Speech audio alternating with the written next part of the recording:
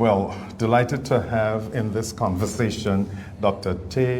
Aroha Rountree, who is Senior Lecturer in Moana Studies at Trinity Methodist Theological College in New Zealand. Thank you for coming here. Now, you have a very interesting career, right? First of all, I introduced you as Senior Lecturer at the Theological College. But right now you're also president of the Methodist Church of New Zealand, and you're a layperson. So a number of people will be curious, how is she doing all of these jobs? How is she the head of the church and she's the layperson? So do you want to explain what goes on in the Methodist Church in New Zealand and your theological college? Yeah, so maybe I'll just begin with the Methodist Church. So we are a bicultural church, and we have the capacity for both lay and ordained to take up the role of president and vice president.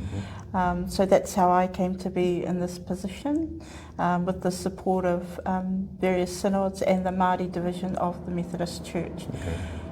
So when I say we're a bicultural church, we are governed by our relationship between tangata whenua, or the people of the land, and tauiwi, which is a term we use for everybody else who's come after that. So we have this bicultural imperative that we kind of exercise in governance and in relationships.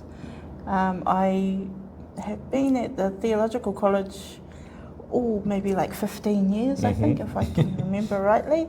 And I came from the University of Auckland, where I was just teaching Māori studies, knew absolutely nothing about theology and biblical studies. I'm not sure I know any more now. But yeah, so my parents and my family have been in the Methodist Church since the first missionaries came to Aotearoa. And so we have a long history and legacy of Methodist tradition. And I guess I'm just carrying that on in my time. So I am close to finishing my term. I've been seconded from Trinity College to the church to serve 2 years as the president. So I'm coming to the end of my term in October.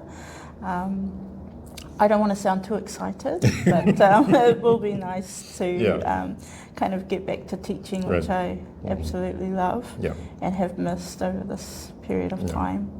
So just to be clear, you weren't doing the two things at the same time. You got released from one to do the other. A little bit. I still snuck in here and there to teach. I'm also teaching this semester before I finish as the president. Well, and then of course I'm imagining that there are some students who will be emailing you or asking questions or doing a bunch of different things like that.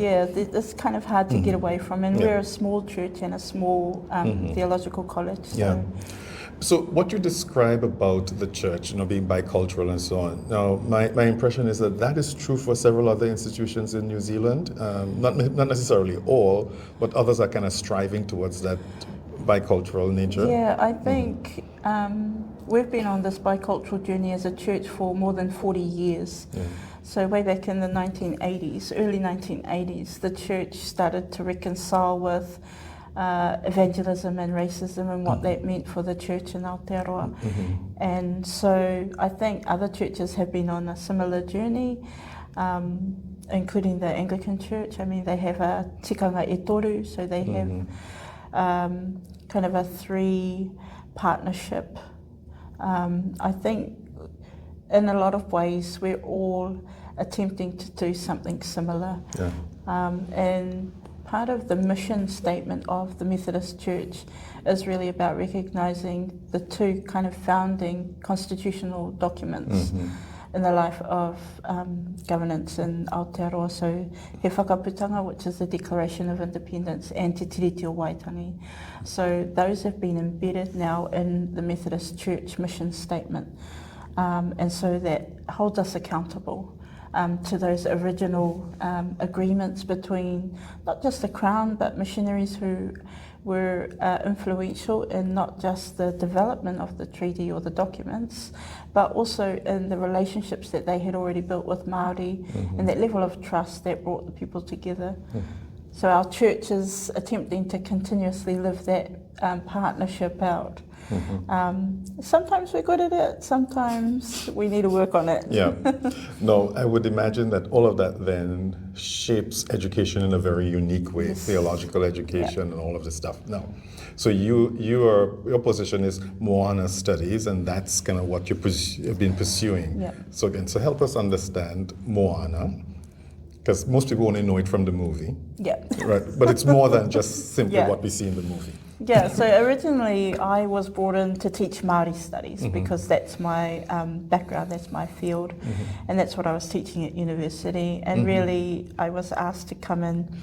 My auntie was the head of the Māori division of the Methodist Church, and you can't say no to your aunties. Yeah, right. And so it started out just with one paper, and then all of a sudden it turned into this whole Bachelor of Theology. Yeah. So, but I think for me, it was really important for the church to begin to shift in terms of the theological education, because before that there was not a lot of place for Māori or for Māori theology or Māori biblical interpretation in the life of Trinity College, and that's probably common for most theological institutions in Aotearoa.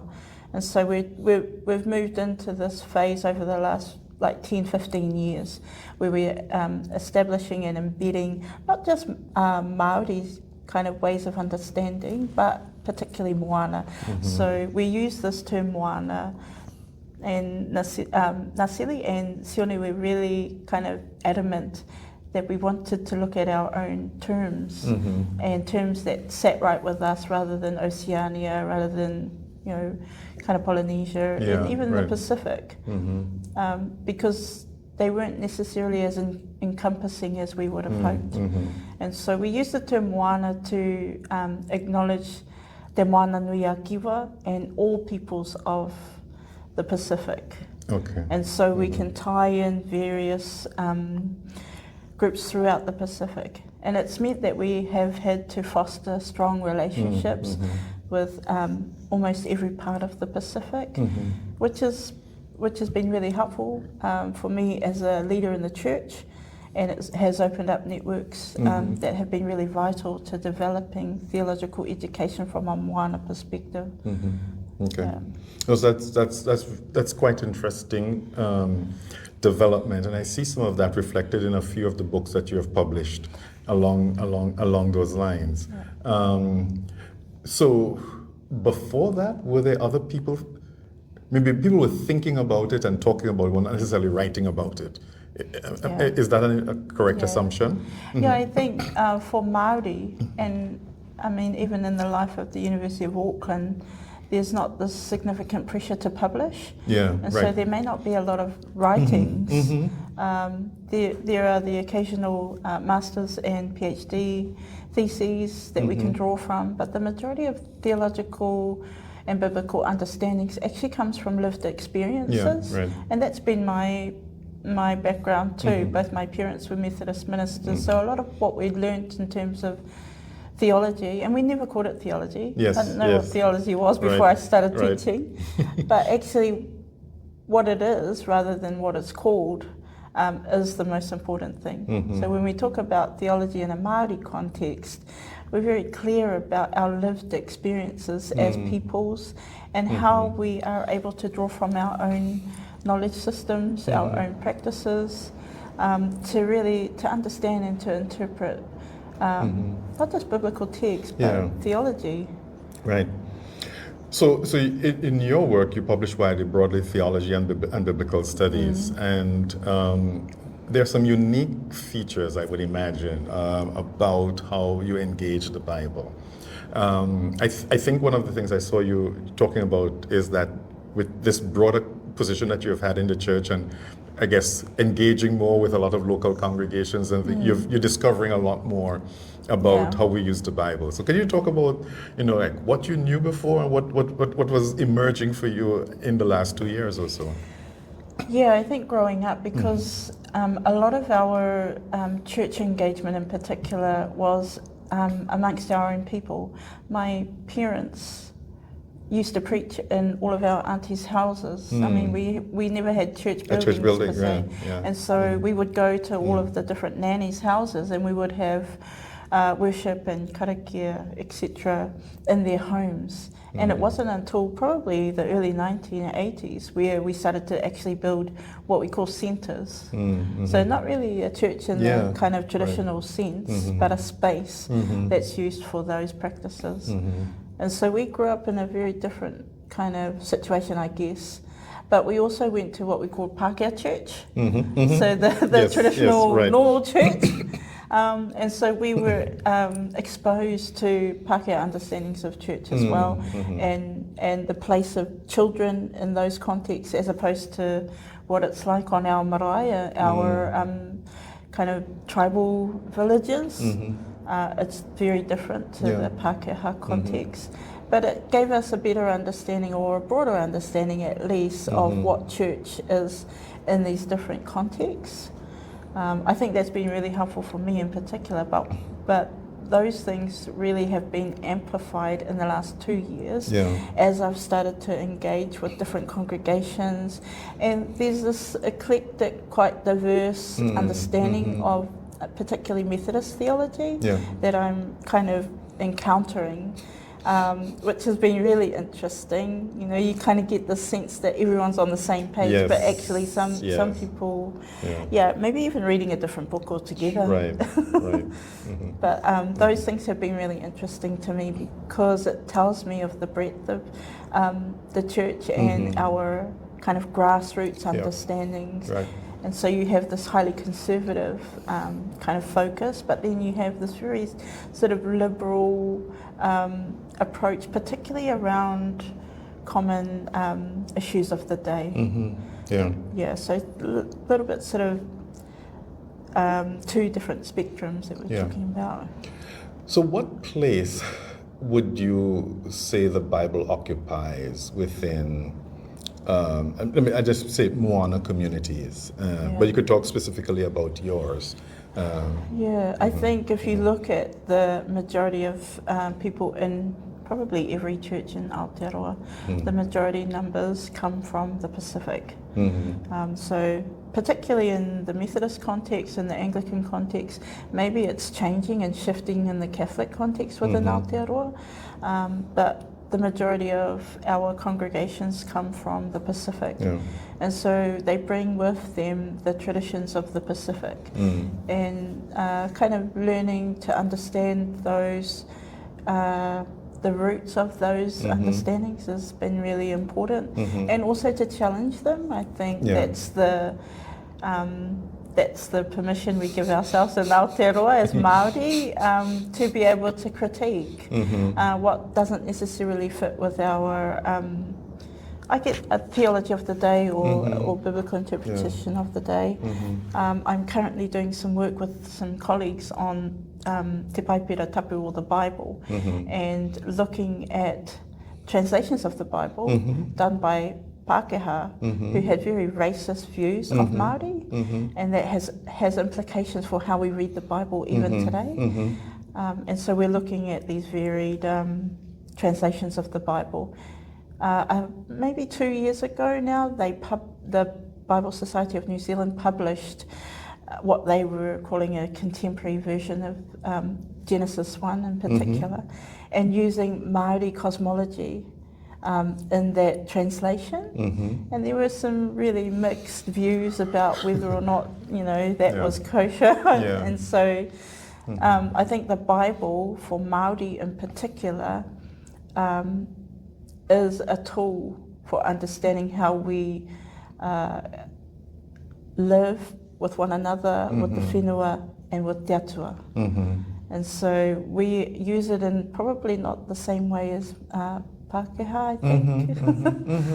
But even within Māori communities, there's lots of diversity. I mean, we have Pentecostal traditions that are pretty fundamental, or what I would call fundamental. But when we go to the marae, and I always say to my students that Māori are actually what we call ecumenical by default, because on a marae, no one is excluded. Right, yeah. So any denomination Yeah. can come together and can take part in Right. a particular service. And so I have Pentecostal cousins. Member, yeah. My father was Methodist, one of my uncles is Mormon, and another is Pentecostal. Yeah, that is so fascinating. No, because I would imagine it's an interesting space for study, because as you say, you have people coming from all these different perspectives, and not necessarily someone who is formally schooled in biblical interpretation. Yeah. So they're doing wonderful things. Yeah. Okay, I guess we'll look forward to seeing some things on that. But the other part of it that I find fascinating in terms of that interpretive work with the Bible is where you say the starting point is quite different. I mean, I would guess in my own orientation, it was like, this is the word of God sent down and you just kind of follow it. Yeah. You were saying this is more relational. Yes. Right, so there are these three different dimensions of that relationship that you're trying to navigate, and you read it from that perspective. Yeah, and I think for me, even my tupuna, the first Māori that was supposedly converted to Christianity, they didn't necessarily do away with our own traditions and our cosmologies and our values. It's like having a kete or basket, and so they already had our own Māori spirituality, our Māori understandings of the world, our cosmologies, epistemologies, and Christianity was just added to the kete. Yes. Yeah. It wasn't necessarily that we did away with the kete and we replaced it with this. And I think that's maybe unique experience, particularly as I learn from my Pacifica students who come with the sense of, you know, Christianity is that focus, and then, you know, we happen to be Samoan or Tongan. Whereas the Māori context, I'm Māori, and Christianity is a part of that, but not the be-all and end-all. Which means that sometimes there's conflicting and contradictory understanding, which I think, you know, just adds a bit of spice. Yeah. Well, and then here's the other question that I have for you, because many years ago I learned this creation story from Maori. When I was in undergrad, we did a course called Ideas About God, Theology, God, Humanity, and Nature.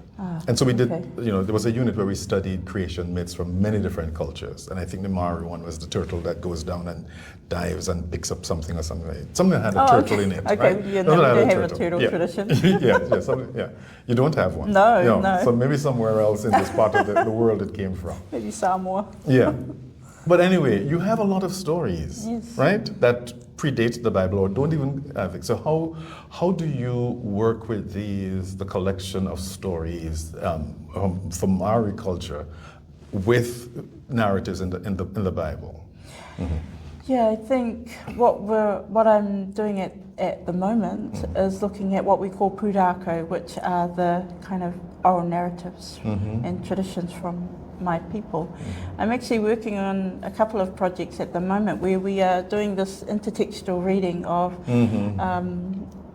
not just creation narratives, but also, for example, Emily Colgan and I are working on one where we're looking at Eve and Hinetitama. So Hinetitama in the oral narratives was the first wahine or woman to be created. And so we get this sort of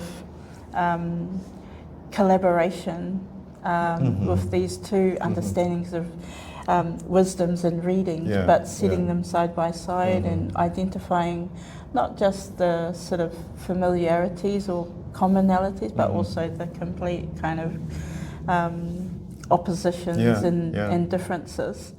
And I think for Māori, it's important for us as Christians not to do away with those traditions. I think that a lot can be learned. And for me in particular, I can't understand any world or worldview without my own lens. So it's very difficult to even sort of understand other worldviews without always referring back to your own, I think. So in terms of your scholarship, when you're doing stuff in biblical studies, you're starting with a product that's outside of your worldview.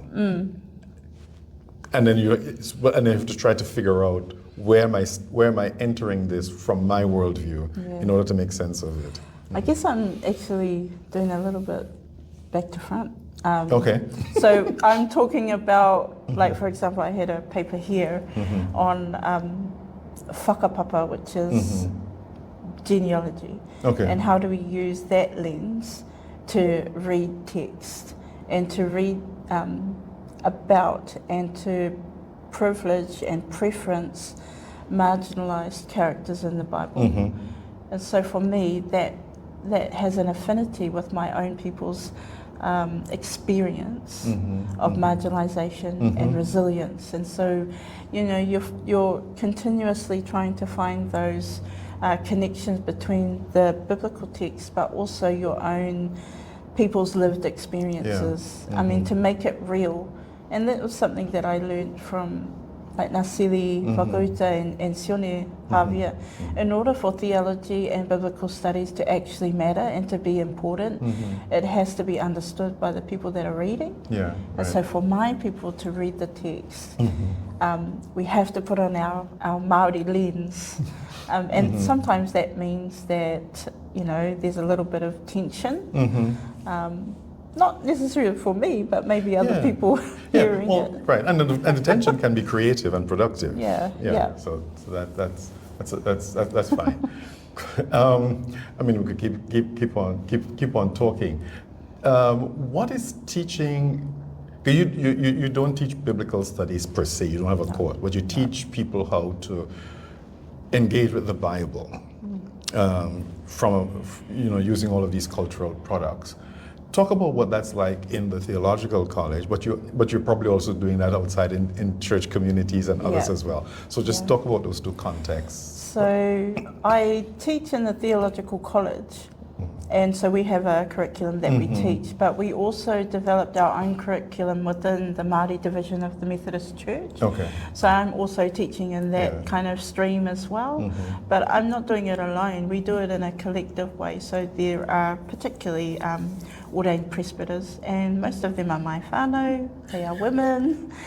Two of my cousins and two of my aunties are, so we work together to develop a curriculum specifically for Māori, i te reo Māori, that follows our own tikanga or protocols and customs, because it needs to be relevant for our people.